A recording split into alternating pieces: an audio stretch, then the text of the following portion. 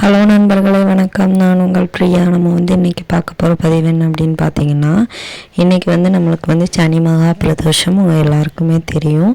So இன்றைக்கி நம்ம தீர்க்க முடியாத கடன் பிரச்சனைகளில் இருந்தோம் அப்படின்னா, நீங்கள் இந்த ஒரு பரிகாரத்தை உங்கள் வீட்டில் இன்றைக்கி இரவுக்குள்ளே இந்த பிரதோஷ வேலை முடிகிறதுக்குள்ளே நீங்கள் செஞ்சீங்க அப்படின்னா கண்டிப்பாக உங்களுக்கு தீர்க்க முடியாத கடன் பிரச்சனையிலேருந்து நீங்கள் மீண்டு வருவதற்கான வாய்ப்புகள் அதிகமாக கிடைக்கும். ஸோ சிவபெருமானோட அருளும் உங்களுக்கு முழுவதுமாக கிடைக்கும். அதுக்கு நம்ம செய்ய வேண்டியது என்னன்னு சொல்லி நம்ம இந்த பதிவில் பார்க்கலாம். அதுக்கு முன்னாடி நீங்கள் இந்த பதிவை பார்க்கக்கூடிய சிவபக்தர்களாக இருந்தீங்க அப்படின்னா மறக்காமல் நம்ம சேனலில் நம்மளோட கமெண்ட் பாக்ஸில் ஓம் நம சிவாயங்கிறத கமெண்டாக போஸ்ட் பண்ணுங்கள். அதே மாதிரி நம்மளோட சேனலை நீங்கள் இன்னும் சப்ஸ்கிரைப் பண்ணாமல் பார்த்துட்டு இருந்தீங்க அப்படின்னா மறக்காமல் சப்ஸ்கிரைபும் பண்ணி வச்சுக்கோங்க. பிரதோஷங்கள்லேயே மிகவும் விசேஷமானது இந்த சனி மகா பிரதோஷம். நம்மளுக்கு சனி பகவானால் ஏதாவது பிரச்சனைகள் இருந்தாலும் நம்மளுக்கு இந்த சனிக்கிழமை சனி பிரதோஷம் வர்றது மிகவும் விசேஷம். அந்த சனி பகவானால் வரக்கூடிய பிரச்சனைகளையும் நம்மளுக்கு தீர்ப்பதற்கு இந்த சனி பிரதோஷ வழிபாடு நம்மளுக்கு உபயோகமாக இருக்கும்.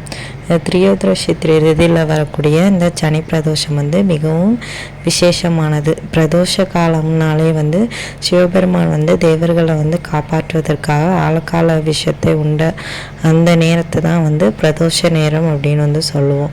ஸோ அந்த வேளையில் நம்ம சிவபெருமான் கிட்ட என்ன வேண்டுதல்கள் வேண்டி கேட்டாலும் அது கட்டாயமாக நம்மளுக்கு கிடைக்குமா. தீர்க்க முடியாத கடன் பிரச்சனைகள் இருந்து மீளுவதற்கும் நம்மளுக்கு இந்த பிரதோஷ காலம் மிகவும் உதவியாக இருக்குமாம். இந்த பிரதோஷ காலம் எந்த நேரம் வருது அப்படின்னு பார்த்தீங்கன்னா மாலை நேரம் தினமும் வரக்கூடிய 4:30 மணிலேருந்து 6 மணி வரைக்கும் தினமுமே வரக்கூடிய பிரதோஷ காலம் அப்படின்னு சொல்லுவோம்.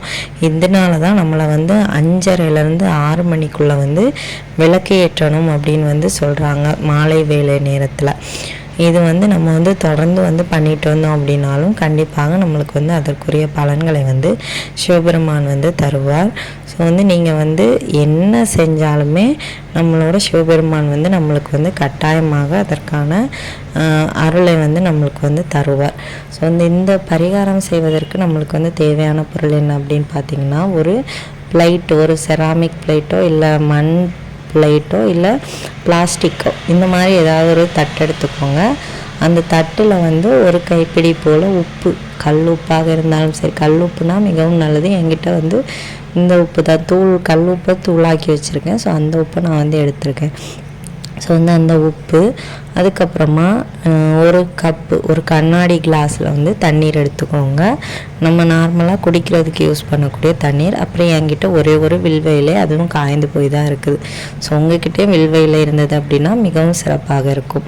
ஸோ வில்வ இலை இல்லாத பட்சத்தில் நம்ம ஒன்றுமே செய்ய முடியாது, வெறும் தண்ணீர் தான் உபயோகிக்கணும். வில்வ இலை வச்சுருக்கும் போது நம்மளுக்கு சிவபெருமானோட முழு அருளுமே கண்டிப்பாக அந்த நீரில் கிடைக்கும். ஸோ அதனால தான் வில்வ இலையை பயன்படுத்த சொல்கிறோம். தீராத கஷ்டங்களை தீர்ப்பதற்கு வில்வ இலை மிகவும் உபயோகமாக இருக்கும். இது ஒரு அருமருந்துனே நம்ம சொல்லலாம் வில்வ இலையை.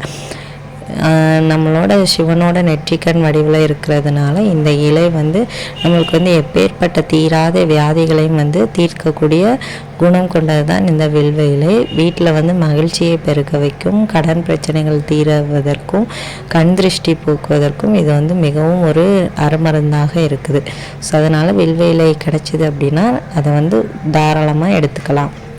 அதுக்கப்புறமா நீங்கள் செய்ய வேண்டியது அந்த உப்பு மேலே மஞ்சள் பொடியும் கொஞ்சம் குங்குமமும் வச்சுக்கோங்க. வச்சுட்டு அதுக்கு மேலே அந்த உப்பு மேலே இந்த கப்பு, தண்ணீர் கப்பை நீங்கள் வச்சிடணும். வச்சுட்டு அந்த தண்ணீருக்குள்ளே நீங்கள் இந்த வில்வ இலைகளை போட்டுறணும். போட்டுட்டு நீங்கள் கொஞ்சம் நேரம் எப்போ இதை நம்ம விளக்கு வைக்கும்போது நம்ம இதை செய்யணும். செஞ்சு முடித்ததுக்கப்புறமா நீங்கள் இதை எப்போ எடுத்து வைக்கணும் அப்படின்னு பார்த்தீங்கன்னா நைட்டு வீட்டில் எல்லோரும் தூங்கினதுக்கப்புறமா உங்கள் வீட்டோட ஈசானிய மூலை, வடகிழக்கு மூலையில் நீங்கள் இதை எடுத்து வச்சுருங்க. அதை டிஸ்டர்ப் பண்ணாதீங்க. வச்சதுக்கப்புறம் நீங்கள் வந்து மறுநாள் காலையில் நாளைக்கு ஞாயிற்றுக்கிழமை காலையில் இது வந்து எடுத்து இந்த உப்பை டிஸ்போஸ் பண்ணிடுங்க. அதே மாதிரி இந்த வில்வெளியை வந்து கால்படாத இடத்துல போட்டுருங்க. இந்த தண்ணீரை வந்து வீடு முழுவதும் தெளிக்கணும். அதுக்கு முன்னாடி நான் ஒரு விஷயம் சொல்ல மறந்துட்டேன். நீங்கள் வந்து இதை செய்யும்போது நான் வந்து பூஜை அறையில் உங்களை வைக்க சொல்லியிருந்தேன். இது வந்து அந்த வில்வெளியை அந்த தண்ணீருக்குள்ளே போட்டதுக்கப்புறமா நீங்கள் வந்து அது வந்து உங்கள் கையில் அந்த பிளேட்டில் தண்ணீரையும் வச்சு உங்கள் கையில் எடுத்து வீட்டில் எத்தனை ரூம் இருக்கோ அது எல்லா இடத்துலையும் நீங்கள் வந்து இது வந்து கொண்டு போய் சுற்றணும். அதை வந்து நான் உங்கள்கிட்ட சொல்ல மறந்துட்டேன், சாரி. பண்ணிவிட்டு அதுக்கப்புறமா மறுநாள் நீங்கள் வந்து இதை வந்து டிஸ்போஸ் பண்ணலாம். உப்பை வந்து சிங்க்லேயோ இல்லை வந்து கால்படாத இடத்துலையோ கொட்டலாம். சிங்கில் இல்லை ஓடுற தண்ணீரில் கூட நீங்கள் வந்து விடலாம். இந்த மாதிரி பண்ணும்போது நம்மளுக்கு வந்து அதற்குரிய பலன்கள் வந்து கிடைக்கும். தீராத கடன் பிரச்சனையிலேருந்து நம்ம வந்து விடுபட முடியும். இந்த பதிவு வந்து உங்களுக்கு உபயோகமாக இருக்கும்னு நினைக்கிறேன். உபயோகமாக இருந்துச்சு அப்படின்னா லைக் பண்ணி ஷேர் பண்ணுங்கள். மறக்காமல் நம்ம சேனலை சப்ஸ்கிரைப் பண்ணி வச்சுக்கோங்க. இதுபோல் பயனுள்ள தகவல்களை நீங்கள் வந்து தெரிந்து கொள்ள முடியும். இந்த வீடியோவின் முழு பதிவை பார்த்ததற்கு மிக்க நன்றி.